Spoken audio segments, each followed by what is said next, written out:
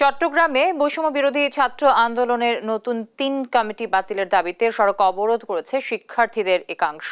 মঙ্গলবার দুপুর ১:৩০টার দিকে নগরের লালখান বাজার এলাকায় সড়ক অবরোধ করেন তারা।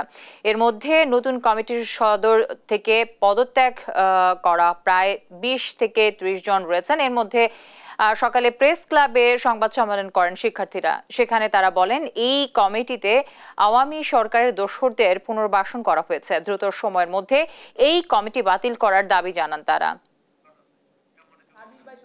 প্রত্যেকজনকে আমরা অভিযোগ করার পরও তারা আমাদের বেইমানি করা হয়েছে বলে আমরা মনে করি।